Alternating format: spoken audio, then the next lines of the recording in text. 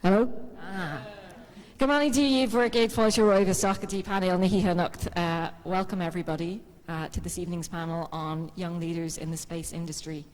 My name is Ruth McAvinia. I am part of the global faculty of the International Space University, and I'm also chair of the Humanities Department for this year's SSP. In another life, I'm one of the vice chairs of the Workforce Development and Young Professionals Programme Committee of the International Astronautical Federation. So I get a chance to meet young leaders in the space industry quite often, despite not being one. So we have 4 such young leaders here with us this evening. Moving along from the start, the representative of the Y chromosome this evening, Jan Walter Schroeder.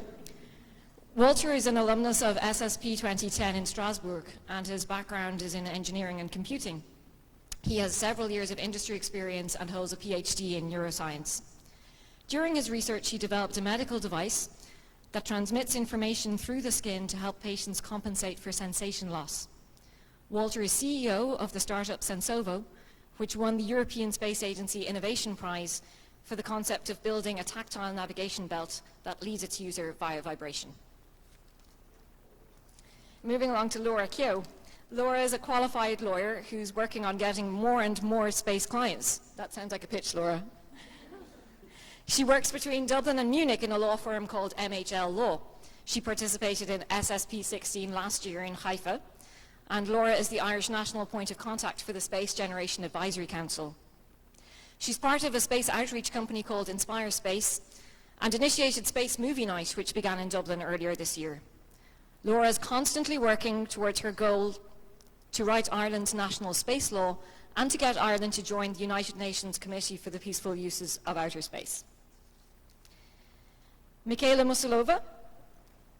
Michaela is an astrobiologist with a research focus on life in extreme environments. She holds a PhD from the University of Bristol in the UK and has also studied and conducted research at the California Institute of Technology in the US and Chiba University in Japan, among others. She's an alumna of SSP15, somewhat overrepresented this weekend at the Alumni Weekend. Michaela is currently the chair of the Slovak Organization for Space Activities, or SOSA, and is a visiting professor at the Slovak Technical University, a lecturer for ISU, and the senior research advisor for the Mission Control Space Services Incorporated. And on the end, we have Mariona Badenas Agusti. Mariona is from Barcelona, Spain. She received a Bachelor of Science in Astrophysics from Yale University in May 2016, and then attended SSP16 in Israel. At Yale, Mariona served as the co-president of the Society of Physics Students and as the outreach chair of the Yale Women in Physics. She's now working as a project engineer in the space branch of GDT, an international technology company based in Barcelona. In February 2018, she will be the backup astronomer for the ISU crew going to the MDRS, the Mars Desert Research Facility, an analog facility in the Utah Desert. Please welcome your panel.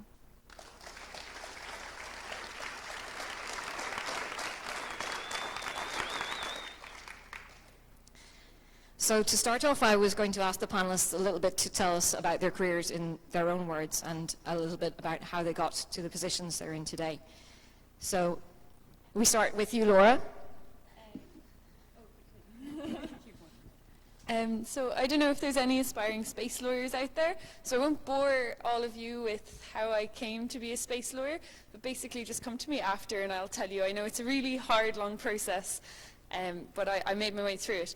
Rather, I'd like to maybe shock you a little bit and ask you if you could guess how many hours a week I actually work as a lawyer. How many hours a week? Yep. 7. No. I hear 7, 5. Jesus, you are going. 0. Wow. All right, this was the I'm opposite going to of go what I for, thought. like, it's SSP type hours probably, so about 18 hours a day. No, I work only 20 hours a week as an actual lawyer, and that's out of choice. And it took me a good 2 years to find the right balance that I wanted, and I quit a lot of jobs to find the right company that would suit my needs, which is MHL Law, because there's lots of other things I want to do outside being a lawyer, like write Ireland's first space law and push Ireland to join UNOSA and all the outreach things that I try to get involved in, SJC, trying to write books and whatnot. So anyone out there who's trying to kind of get their thing going, like, don't be afraid to quit jobs. That would be my piece. So you're not one of these people who has to do 6 impossible things before breakfast? No, that's fine. Just the 20 hours, that's fine. So tell us a little bit about the pictures that we see from you. Oh, there. right, well, if, I wanted to be a lawyer when I was 4 years old, since I was 4 years old. Went to Trinity here in Dublin, which is our oldest university. It was set up in the 1500s. And then through that got involved in SJC, did my master's in Edinburgh, which is when I really got into space law. And then through the European Centre for Space Law is where I really got my first clients in space law, and they really helped me sort of set up. And through one of the conferences there, I was told about ISU, and then through ISU I got to know Inspire Space, which is one of the outreach companies I'm involved with, and we do space movie night with them. And then in between all that, I went through loads of law firms to find the one that suited my lifestyle, which is, yeah. So I know you said you weren't going to bore us with space law, but could you just introduce us a little bit to what it is you spend your time doing when you are working as a space lawyer? Yes, so it really varies between client, what they need. So in Europe, majority of space companies are working with ESA, so they need lots of help at the negotiation phase, so I can help them with that, and also the general things when you're starting up a company, employment contracts, general contracts, IP, liability insurance, all the rest.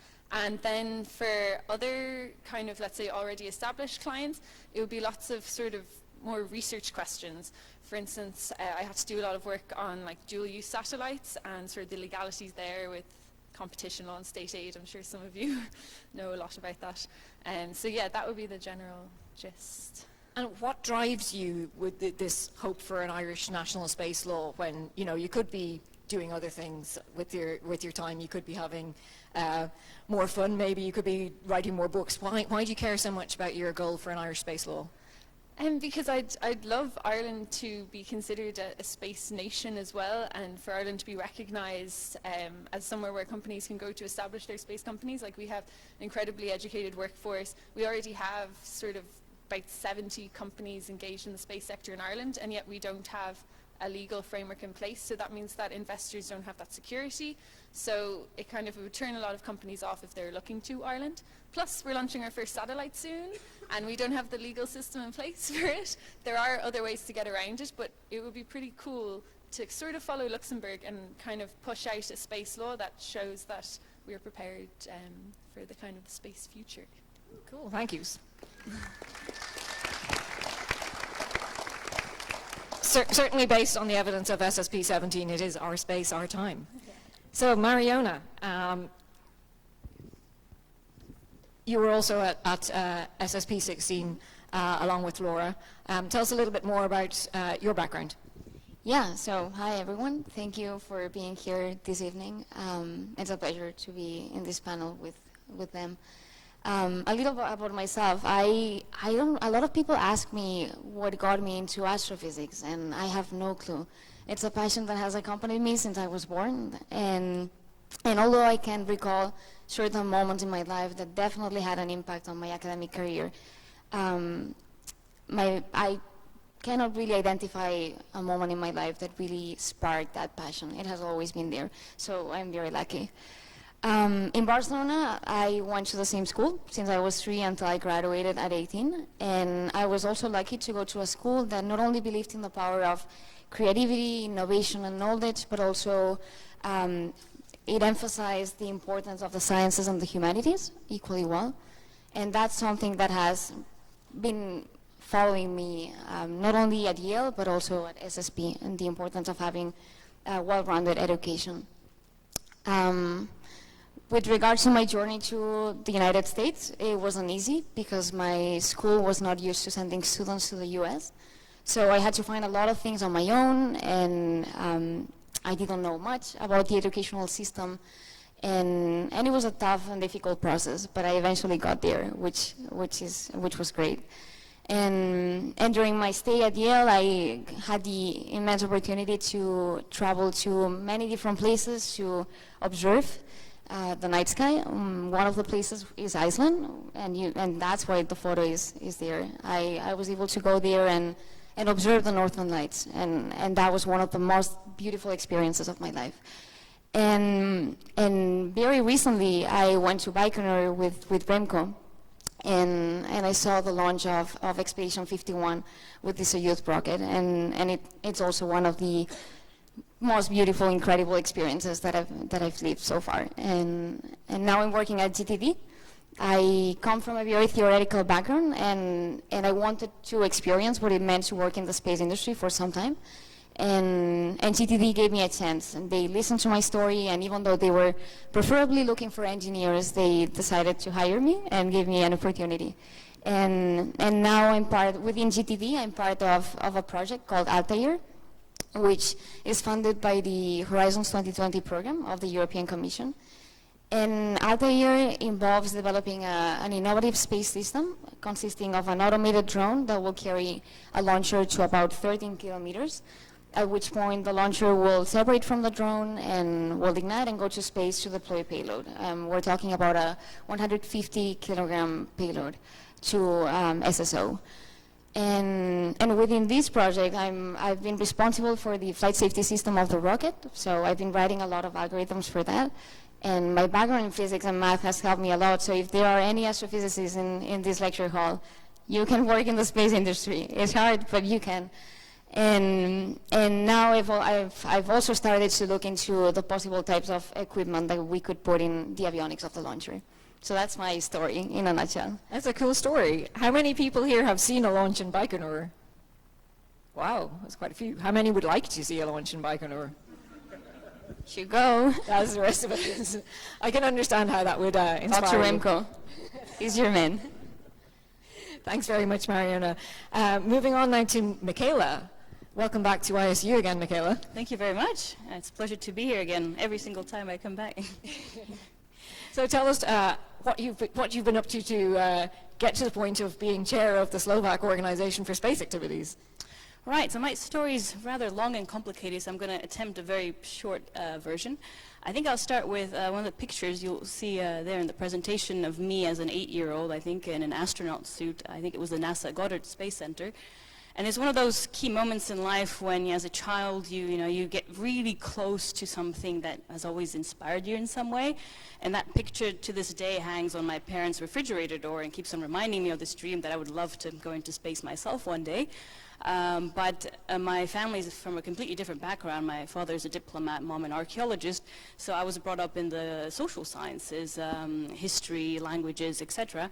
And until I was about 15 years old, I was convinced that I was going to go down that path and that I'll keep science as a hobby. And actually, it was a film that's linked to someone in the audience here today, Loretta, that helped convince me that actually, if you have a real passion for something, even if you try to be practical and you go down a path maybe your parents or someone else wants you to, it will always kind of be there inside of you and trouble you almost. And you're like, no, this is what I would really like to do. And actually, I know so many people that maybe studied what their family or whoever recommended them to do, and then they later had to come back to what their real passion was. They just couldn't live without that. And so actually, when I was 15, I decided, you know what, I want to go after my passion, which is space and astrobiology, so the study of life in the universe.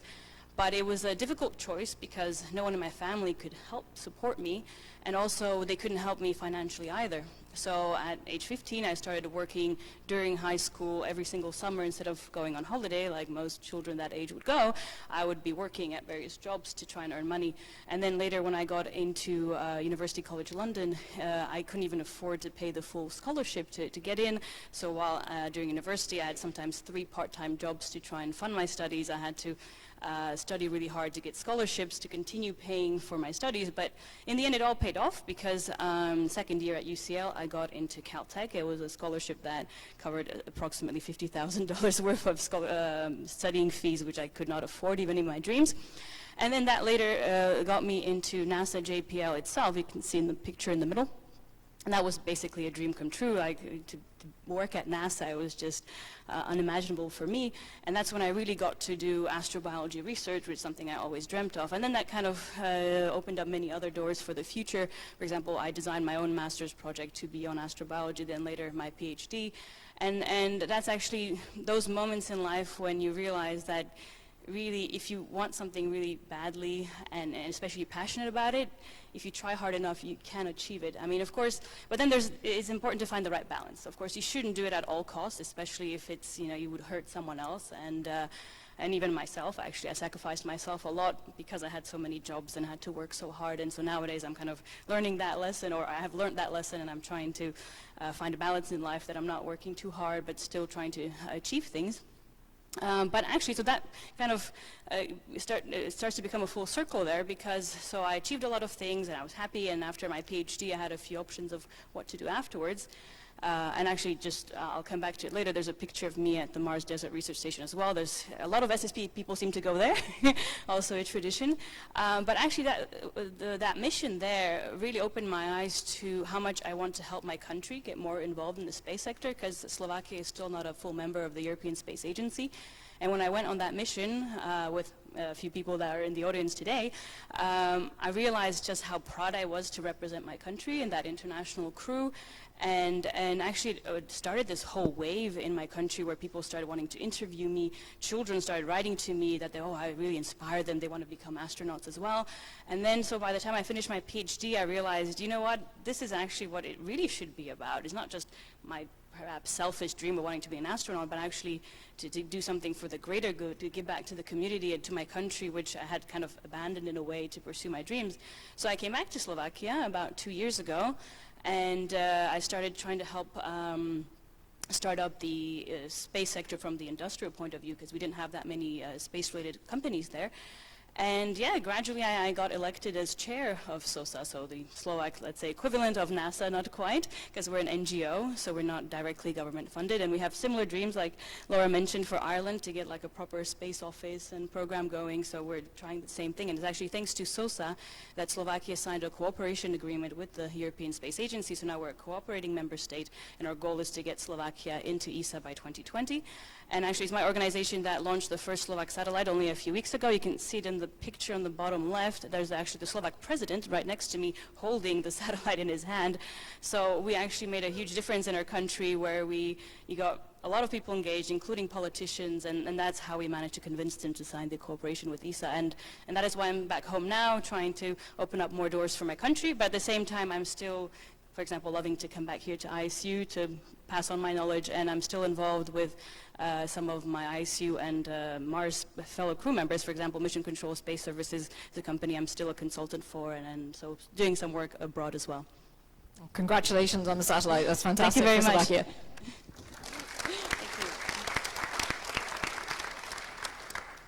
So if we can borrow the mic again this way for Walter. Thank you very much. You and I know each other since the summer of 2010 in Strasbourg. Yes, and it was a great year. Tell me more about your journey. I know you've been back as a visiting lecturer since, but you've also got a startup going. Yeah, so first of all, thanks a lot for inviting me, and it's a pleasure to be on the stage. I tried to hide the fact that I have the least amount of hair on the panelist stage here, but the first picture gave it away. So for my personal story, I would like to briefly talk about my parents, because they are both MBA, and MBA stands for Married by Accident. So I was the accident. It happened I was born 9 months after Carnival in Germany, and I grew up in a little village with 2 brothers and a sister. And because my parents were quite young, they were 20, so I had other role models in my life as well. Amongst them, my grandfather, who showed me the beauty of nature, and then my godfather, who showed me the beauty of technology and science. He died when he was 45 on cancer. His name is Walter. So that's why there's sometimes a little bit of an awkwardness with my name. I'm called Jan Walter, but I'm using his name to honor him as well. So Walter said, boy, informatics is the future of technology.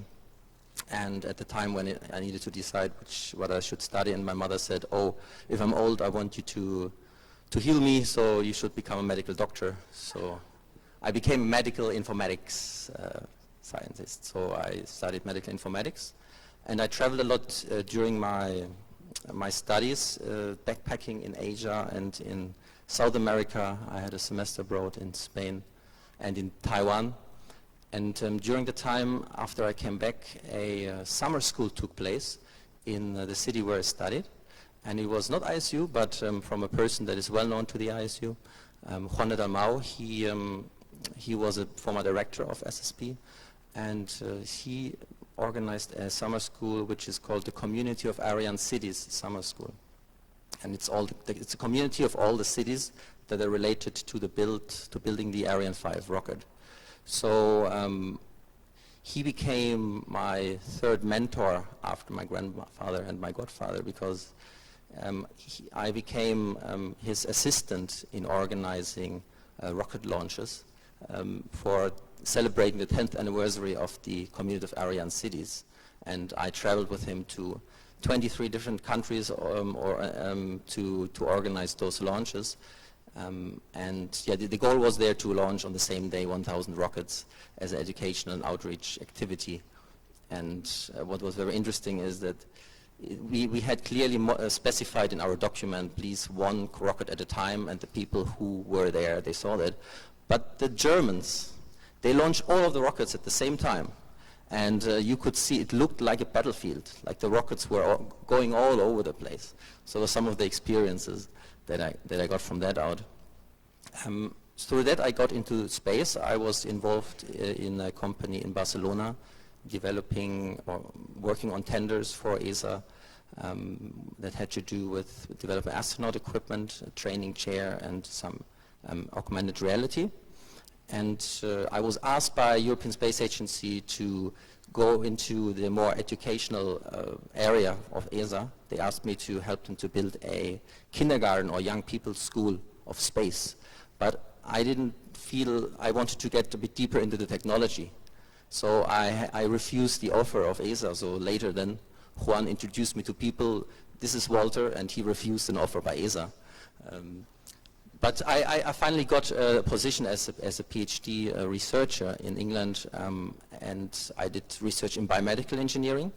And so I had a lot to do with neuroscience. I developed this medical device that uses electrical stimulation to improve balance of people with sensation loss, and it's using the skin as a means of transporting information, transmitting information. And based on that knowledge that I had about transmitting information over the skin, I then founded a startup with 2 colleagues at that university and another one. And what you see here now in the picture is the result of the prototype that we came up with. So what the thing does, maybe when I click forward, so you can see there's 8 vibration motors, and they vibrate in a certain direction. So that's basically the device. It's a device that can give you information through vibration, and we're using it for orientation. So the first picture shows some firefighters in smoke environments, so the device can navigate towards their colleague or outside of the building. But other use cases are you can feel where your kids are running, or you can follow a certain path without looking at the display and without using your ears or your hands, because you're free when you navigate. And we got this European Space Agency Innovation Prize for it. Altogether, in the seed funding phase, we got around 100,000 euro together, and have now 2 companies that are first customers, the pilot customers, and trying to close now the round A. It's the first round for investment with interested investors. Wow, congratulations on that too.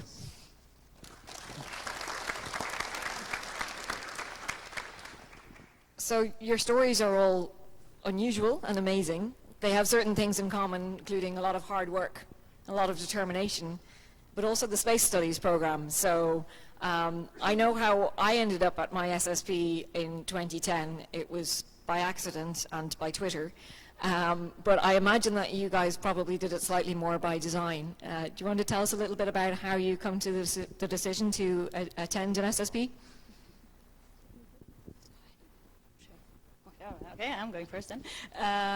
Right, actually, I found out about SSP thanks to my first mission at the Mars Desert Research Station.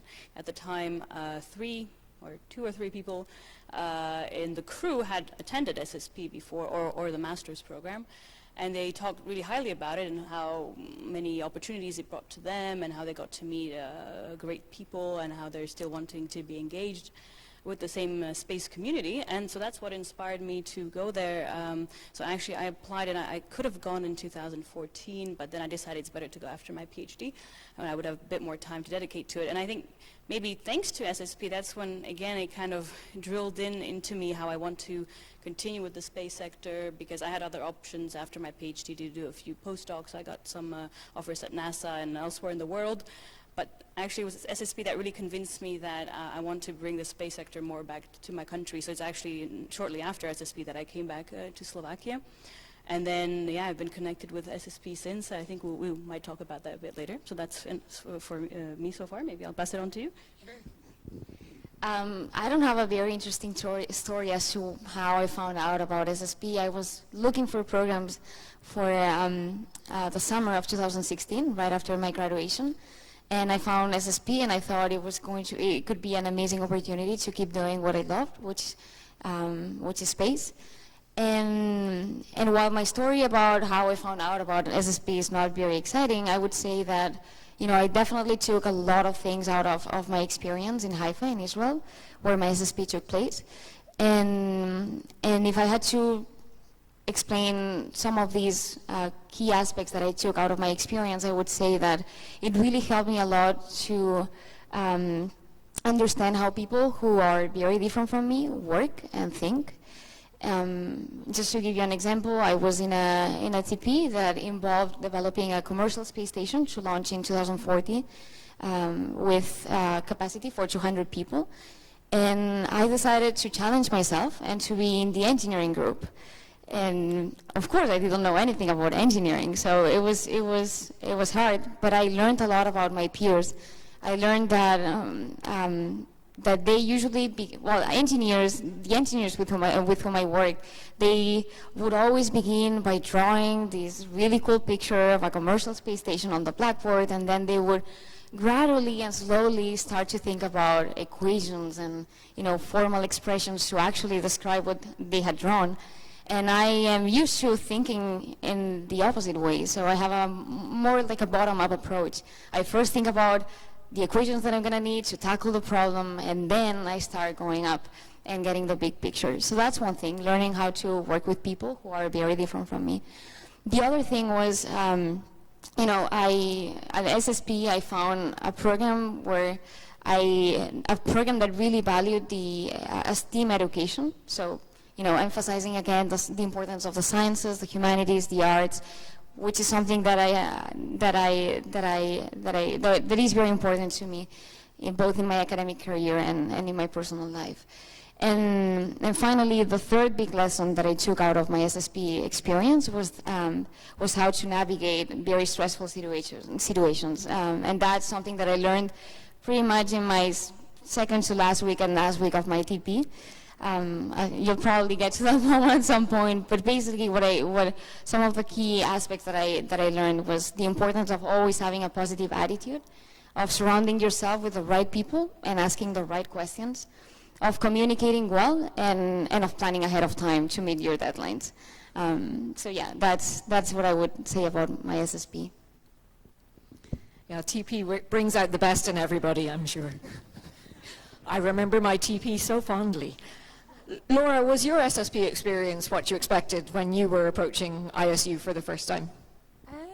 Honestly, I didn't really know what to expect, but I also chose the Department of Engineering as a lawyer, and that was amazing because, like you said, the way engineers approach things differently, like the whole project management way and the Kanban board and all this thing, and I was like, why don't lawyers do that? So now in the law office, I have a Kanban board for each thing, and it's a really good way of working. But yeah, how I got to SSP was that I was speaking with Marco, who's the head of the legal affairs at ESA, and he was like, he knew I loved space law and I was working in it, and he was like, you know what you need to cap it all off is that you need to know more about what your clients actually do to be a good lawyer, because of course that's everyone's aspiration, to be very good at what you do, and that's kind of why I went, was to, I know I still know nothing, but you know, I know a little bit more than I used to about sort of the whole other side of the space sector, because I'm really covered in law, I'm constantly just reading law all the time, so it was really good to go out of it for a while. and see this whole other side. So it was really cool. I think it's usually a good sign if you think you know nothing, because it means you realize you know something. Did you want to mention something? I did. Michaela? I'm just not. Is it turned on? Yes. Okay. Good. Thanks. No, I just want to say I completely agree with that, and actually, I'm very grateful to my SSP experience for getting at least like a very basic knowledge in engineering, because now most of the people I work with are involved in satellite technologies and rocket science and whatever, and as an astrobiologist I did not know any of that, so it's one of the great benefits of SSP to get such a great overview of all the different aspects of the space sector, including law, because we need to work on that for the satellite as well. So yeah, I just wanted to say I completely agree with that. And Walter, what were the standout moments for you? I mean, looking back 7 years ago, what do you remember and what impact did your SSP have on you? Yeah, so the way I got into SSP was that I was working in Barcelona at the time when SSP was there, and I came with Juan Dalmau to one or two of the meetings, and I met Jim Berg, who is a long participant and faculty member of ISU. He told me about his work experience with Werner von Braun, hands-on, and told me when Werner von Braun came first in his office, and he wrote space on a piece of paper. He used the umlaut to write the word space, because that's how you write it in German. And that him and Werner von Braun in the coffee breaks would sometimes build little rockets with a match and some aluminium foil. So they did some interesting experiments at the time. So that inspired me to look a bit more into SSP, and then I applied for it in the following year. So for me, SSP, when I look back now, 7 years, I think I could feel I can feel the effects only a bit later, like after 4 or 5 years when I look back.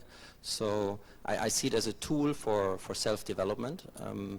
You identify maybe what you are weak in, and then you can really use SSP, because SSP accelerates so many facets of your life. Yeah, it accelerates your leadership qualities, your self-confidence, also your self-reflection, of course your business contacts or your business knowledge, and your knowledge in general about space. But it's for everyone, it's a bit more of a focus for one thing. So now looking back for me, it was really the effects it had on interpersonal communication, I'd say. So people that are very different than I am. And I remember at the time that there were lots of arguments in the TP where I felt that someone tried to offend me, but he didn't really. So what I understood is at SSP, and it started this process of understanding, that the escalation that you can have with other people are usually based because you get offended of something that's said that triggers a reaction that you always had in your childhood when, for example, your parents tried to do that with you. And understanding that and realizing it was one of the things that I learned over the last 7 years, but it really started with SSP. You mentioned also earlier about mentoring, and just mentioning Jim Burke there, who for many of us in ISU over the past decades has been the fourth eye, because he's been the intergenerational component, handing on so much to us of experience. For those of you who haven't met Jim yet, Jim won't mind me saying that he's in his 90s now, and has been coming to ISU since it ever began, and has always taken time to speak to participants and inspire them with the experience that he had, because he predates NASA. He's been involved in space before NASA was fully founded. And I'd like, Walter, maybe because you talked about mentoring already, elaborate a little bit on that intergenerational thing. Is it always easy to deal with older people? Because Jim is exceptional. As a young leader, do you find it sometimes more or less easy to deal with the generation ahead of you? Yeah, so as I mentioned, there were a lot of mentors in my life, and they were necessarily older because the way it worked out. I think at SSP it's the same thing. You meet a lot of people from the older generation, and it's I think there is as well this factor of accepting their weaknesses in terms of communication, I'd say. So if you want to learn something from them, you need to put away your own problems that you might have if they say something. If they want to correct you, you might find it offensive, but you shouldn't. You should, keep that one away and take it on board, what they're saying. And personally, they worked for me. So as I said, people like Jim Burke had this big influence on me by talking with them. Have you had similar experiences among you on the panel, dealing with people who are a generation or more ahead? I'm happy to go again. I think I've had both sets of experiences. At SSP, definitely you get to meet a lot of great people who are older than you and definitely very inspirational. But as Walter said, you have to learn to also maybe perhaps deal with some people a certain way because they have their own ways of either communicating or just functioning, which is an important lesson in life with whomever you might deal with, even your own grandparents. I think maybe for me the opposite issue is back home in my country, where still a very different kind of society marked by socialist times and just different way of functioning in life. So for a young woman, blonde perhaps doesn't help, to suddenly come and make a lot of changes in my country has had also negative impact, say, on some people that I have to deal with. And recently I was elected as a visiting professor at a university, and that was met with a big reaction from the community. Luckily, I got elected, so clearly there were people that wanted me to have this position, but there was definitely a great deal of other people from the older generation that were not happy with it. I was rocking the boat a bit too much. And I think it has gotten to this phase where I've just had to learn to accept that not everyone is going to like you, and you're just not going to be able to get along with everyone. Unfortunately, it's a fact of life. You just have to accept it. But the important thing is to still try and do diplomacy with these people, try and get along, despite knowing that they don't like you anyway. And that's just, again, just a matter of things you have to deal with in life. And perhaps by continuing to get good results and that you're actually still being respectful towards them, they will hopefully change their mind one day. At least I always hope so anyway. So is it the greatest advantage or the greatest burden being young then? Just on that point, I would definitely say there needs to be a fourth eye added.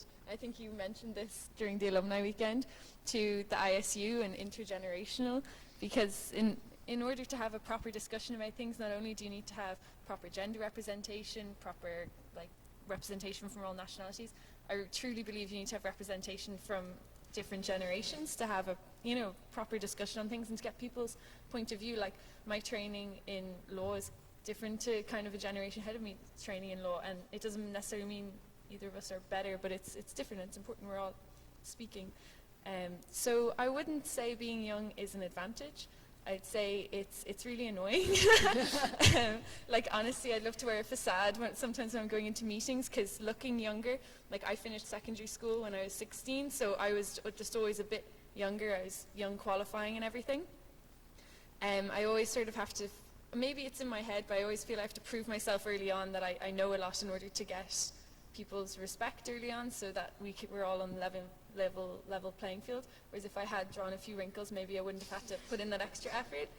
But I suppose it's something I have to deal with. But I believe you. I might add to that. I experienced the exact same thing, and I'm sure probably you have as well, and even Walter. Even Walter. Not to be mean, but I feel sometimes in this day and age, women still have it a bit more difficult in this respect of having to prove yourself. But I see the positive side of it, that at least you acquire, certain skills like having to argument better, or, being able to push yourself forward, not in a bad way, but maybe by proving yourself, you learn to, present yourself in a way that others, see, oh, okay, she's actually really good at this and that and the other. So there is a silver lining. It might be annoying, and it's unfortunate that we still have to do it. But you have to see the bright side of it, that you actually learn a lot of important lessons in life for yourself. Mariona, do you share that experience? Yeah, and I would like to add something to this discussion, which is the fact that, at least for me, mentorship has been crucial. It has allowed me to achieve many, many things that I would not have been able to do or get if it hadn't been for the help of incredible people. And I'm talking about people who were significantly older than me and people who were just above, a little older than me, close to my age. And what I wanted to add to this discussion is the fact that we have the responsibility to become mentors as well at some point, especially with little girls who are interested in pursuing a STEM career. And it is my hope that, that in the future I'll become a mentor for someone, and I'll be able to inspire people to follow their dreams, just like a lot of mentors did with me. throughout these years. So that's something that I would like to add. So among you, have you developed any strategies for helping the next generation along, or what plans you have in place? Because as young as you are, one day you will get a little older. Do you have ideas for what you can do to help along the next generation as young space leaders? Yeah, every now and then have a possibility to speak in front of them and do activities with them. I had a chance here to be at a local school that is an Irish-speaking school, and I did a workshop so I simulated a Mars mission. I had a timer for the rocket launch, so 20 minutes, and then they had to build a rocket with a balloon and some strings. And when the rocket was launching, they had to shake the tables. That wasn't the best idea of proposing that, because they were almost throwing the whole tables around them and everything fell down. So I learned from that in that moment, and I said, we are now in microgravity. We need to be very silent and move very slowly. And then I selected the lightest one, and he became an astronaut by everyone else carrying him in the air. And then 20 minutes later, we landed on Mars, and there was again the shaking. And then they had to build a space habitat out of old bed sheets. And it became very smelly and hot under the bed sheets, just like in space. I suppose I've got two things to say. I did something last year in the ISU, which is the best experience ever, which is the rover experience. And my God, if I had done that when I was a child, I probably wouldn't have been a lawyer. Like, it was like I would have been like a driver, like a race car driver or something. I thought it was so fun controlling the rover. But I would say for children, it's like, yeah, you have to constantly engage, because you never know what it's going to be that kind of sticks with the child. Like for me, why I became a lawyer was because I was a really argumentative child, and my grandmother one day shouted at me, "You should be a lawyer," and it just stuck. And like that was when I was 4, and like, you know, that was it for me. So. Well, thank you.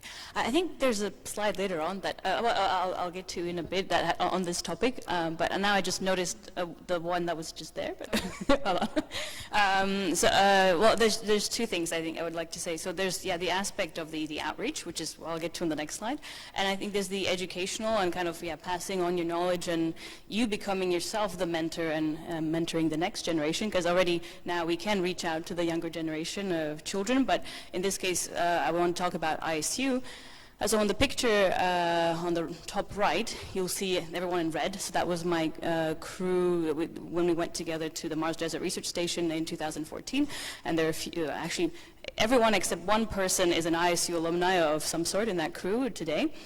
And that's where I got the inspiration to go to ISU. And then this year I came back again to MDRS as a commander of a crew. Again, we were all ISU alumni in there. And we all brought various projects, etc. But it was again a way of kind of learning something here, then bringing people together, getting more projects. Some of the main projects during the mission this year were actually outreach activities. Where, for example, I was engaging students in Slovakia. I created a competition throughout the whole country where they could design an experiment that I would take to Mars with me, and that got a lot of children engaged, and they really loved that. But for example, another thing that connects me to ISU these days is actually I come back every year since I've been a SSP participant myself, and thanks to Mission Control Academy and then the rover missions you were just talking about, we're actually now passing on our knowledge to the next SSPers and alumni, and I hope that everyone on the panel as well in the future will also come back. And so it's also about passing on this knowledge, and so then now if we could flip to the next one. So on the topic of outreach, in the picture on the bottom left, you'll see this is actually a screensaver on my phone, and it's a project by a 7-year-old girl in Slovakia, and they could choose any topic they wanted, and she did a whole project just about me. And so you can see me at NASA, and there's me at MDRS, and that big orange thing is Mars, and she actually drew flowers on it, which I planted on Mars, because a lot of the projects I worked on were about terraforming Mars and making conditions favorable on Mars for life and future astronauts. And so even if I have the difficult times when, for example, I've become so famous in my country that I have a lot of haters as well. Unfortunately, it's a very direct curve. The more famous you are, you also have the haters as well, unfortunately, and I think some of the older professors belong in that category. But so even when I have my tough days, I look at my phone at the screensaver and I'm like, look at that, you know, I inspired a little girl, she wants to be an astronaut, and she finds what I do fascinating, and there's so many others. Like, I give presentations at schools regularly, and they tell me when the topic of space comes up, a third of the projects are about me. I mean, I find that insane. And so I know I'm having an impact, and so even if I fail as an astrobiologist or space engineer wannabe, I've already made a difference to other people, and I think that has become an important part of my life, where actually it's so much more pleasurable but actually fulfilling to do things for others than just for yourself. So that's the message I would like to pass on. I'm sorry, Can I be your agent? Thank you. I could actually use one. And I would only like to add that apart from doing all those outreach activities and trying to make sure that the younger generations stick to their passions, stick to their interests, it's very important that we're very vocally positive about the work that women in STEM and that young people in general are currently doing. And it's also important that we give professors, teachers, mentors the tools that they need in order to create the proper environment so that young people continue in STEM fields and do not give up in the middle of their careers when they could potentially continue. So, yeah. Wonderful. I want to open up for questions in a moment, but first I'd like each of you to tell me what's the next step on your journey.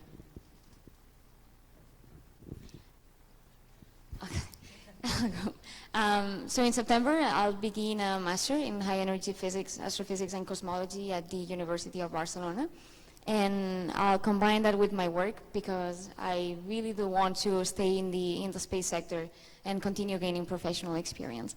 And then on the more personal side, I'm in the process of getting my private pilot license, which hopefully will be done by mid-2018. And I'll also be the backup crew astronomer for the Team ISU crew going to the NDRS. What's next, Michaela? Me? Oh, okay, back to me again. So for me, I already have a lot of projects going on, so I guess there's nothing, let's say, that new.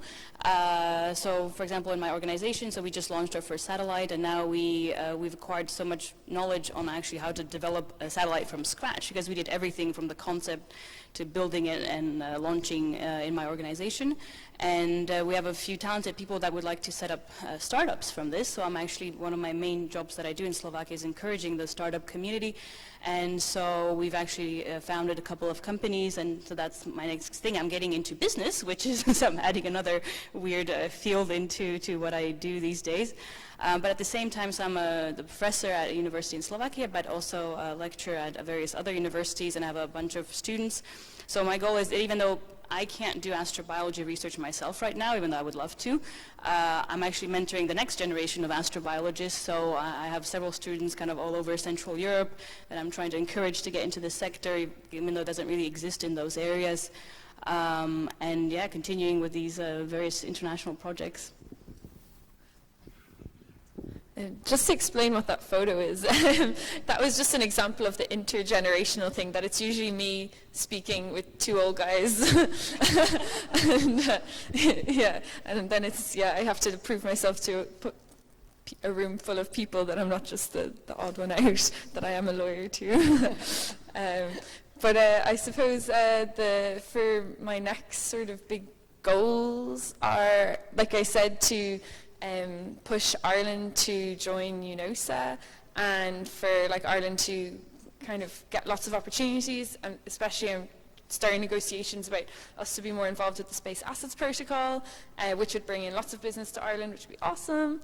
And then, as I said, like the Irish law, and I suppose even further than that, like what we were saying is like promoting the next generation, and I'm like, I suppose not directly related with space, but in sort of other fields I'm interested in. I'm very pro education, and I really believe that like the education system needs to expand to kind of help children engage in sort of sectors and industry and figure out what they want to do earlier in life, rather than doing geography, history, whatever, but that there's lots of time for like freedom and expression and for thinking about it. And there's actually a really cool school in Cork that's kind of doing that at the moment, and like I met children from there 2 months ago, and like they're insane.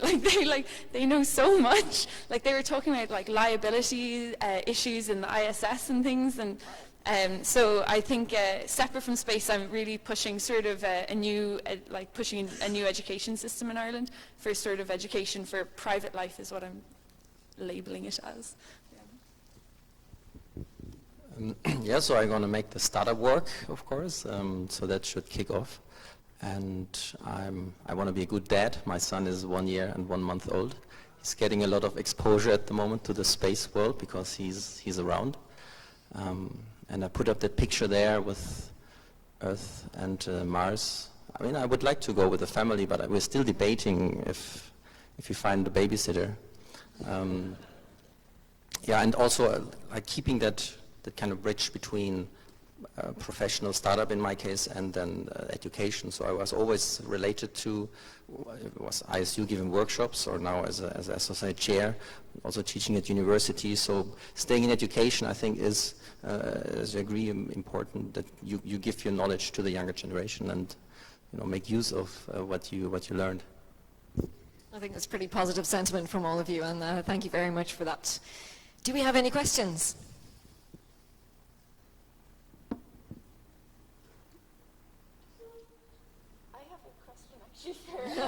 Go for it. For Mariona, can you please explain what your project that you're working on is in GFD? Oh, right now.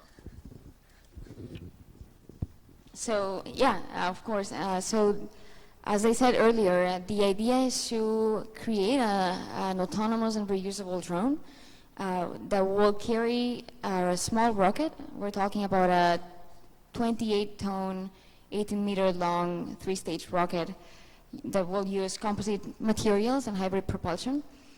And the rocket will reach, when the drone reaches an altitude of about 13 kilometers, it will release the launcher, and the launcher will ignite and go to a LEO orbit and deploy payload there. The Altered Consortium is composed of 8 companies from 6 different countries. We have NAMO developing the propulsion of the rocket. We have several French companies working on both the launcher and the autonomous drone. And my company is responsible for different parts of the rocket. And I just think that's so cool. It's going to be launched from a drone into space. Because you were saying it increases the amount of launches they can do per year. Yeah, hugely. so the drone is going to take off like a regular plane, and it will effectively act as the first stage of the rocket. And when it releases the rocket, it will return to the base and be reused in future missions. The idea is to have at least 30 launches per year. Yeah, I also have a question to the young leaders in space here. I think for at least 4 of them. If you don't mind, I would just come to you with a microphone. Just quickly say a name, and if you can imagine to become a young leader in space or not. Would you like to work in the space sector?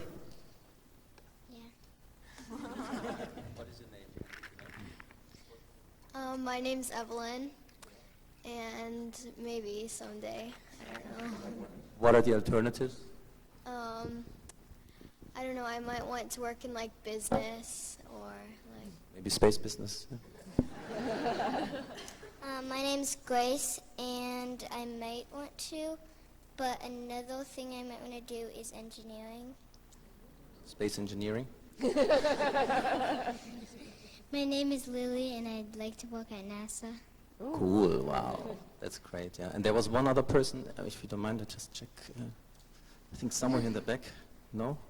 Not anymore, saw her earlier. Okay, she's gone. So then thanks a lot to the young leaders.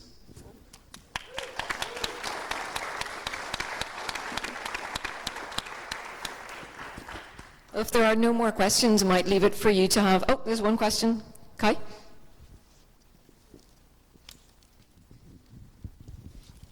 Hi, I'm curious about the challenges of bringing Ireland into to become a spacefaring nation. Are you truly doing this on your own, or do you have a group that's working with you? It sounds daunting. And what is your estimated time of when you think this will be accomplished? I'm not going to lie, it's going to be a long process. There isn't actually a method for a country to even join UNOSA, so we're also just trying to figure that out and trying to find the right person who actually knows what to do. Because even the diplomats that work there, they're like, oh yeah, you just start talking and then it happens.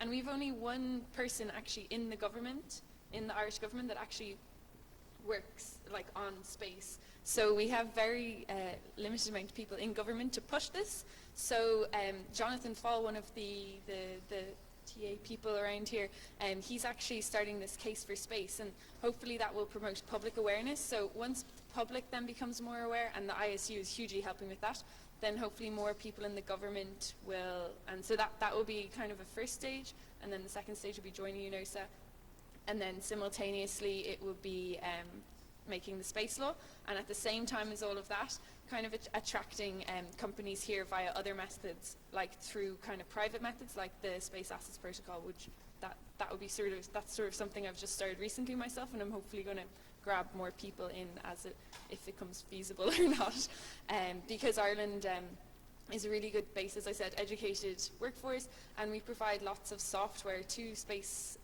companies. Like, we have lots of visa contracts at the moment, so you know, we have a good basis there with the space sector. It's just kind of formalizing it and kind of opening it up more to the world, to people other than ESA, you know. So that, yeah, it is daunting and it is a big task, but you know, there's loads of people here, and now even more with the ISU getting everyone involved. So yeah. Could I follow on for that? I find it interesting how many similarities we have between Slovakia and Ireland in this, except crucial differences. So you're already an ESA member state, and we're trying really hard to become an ESA member state. So that's one of my organization's main goals. But at the same time, we don't really have a space office or a space agency, and so we're struggling with similar problems there. How did you launch the satellite, like, legally? Sorry, this is me being a lawyer. How did you get around that? Like, did you do a once-off registration with the UN, or do you know? Right, okay. So, so it's a bit of background, because I can't even remember what I said earlier, to be honest. So SOSA is an NGO, and so we formed in 2009 with the goal, well, we had three main goals. One was through outreach and education to show that in Slovakia we have potential to be involved in the space sector and talented people, and that it's worth my country to, you know, get involved in this. The second one, develop our own space technologies, which actually led to the fact that we built the first Slovak satellite. And third one was to try and convince the government that we should join the European Space Agency. And actually, it's thanks to the activities of SOSA and the first Slovak satellite that we convinced the government to sign a cooperation agreement with ESA in 2015. So now we're a cooperating member state, and hopefully by 2020 we could become a full member state. But yeah, so the satellite then opened up this whole new box of questions where, yeah, because we didn't have a space register or anything to, you know, add it to, as you should. So actually, thanks to the satellite, now we started getting this whole group of space lawyers that are developing in Slovakia. They had to make this space registration thing for a satellite, and so we're now actually just learning all these new things. But it was the satellite and its existence that that caused that to happen, actually. And so now we're just finishing the whole registration and things like that. But what the important thing is that SOSA is actually a very young organization led by people like us who are very driven and had these goals for the whole country. And they're actually the ones who, from a bottom-up approach, managed to convince the government and the public through outreach that it's worth getting engaged in the space sector. So it is possible, and I'm sure you guys will achieve it even better. And you don't actually even have to fight to become an ESA member state, so you have it a bit easier. And I think from the law point of view, it shouldn't be that difficult to get the stuff in place. Are you a member of UNCOPIUS? I think we are, actually. So again, interesting difference we have. I think this interaction really exemplifies ISU and why it's useful to talk to your colleagues when you come here, and I think we should continue the conversation over the next few hours and weeks. But I'd first like to thank all of the panelists this evening, especially whoever brought the sweets and the Coca-Cola for me. Thank you very much. When I first heard the title of this panel, it put me in mind of a saying that for nobody to be left behind, everybody must lead. So I would encourage all of you, whether here at ISU, at SSP, or whatever you're doing, to adopt the idea of leadership, bring other people in along with you. And don't be intimidated by the achievements of this panel, because each of you is a leader in your own right. And thank you all for attending, and I believe the SSP director has some gifts for the panel. Right. Would like to thank you one more time for taking the time here this evening. And on behalf of the International Space University, we'd like to present you with small gifts here. Thank you very much.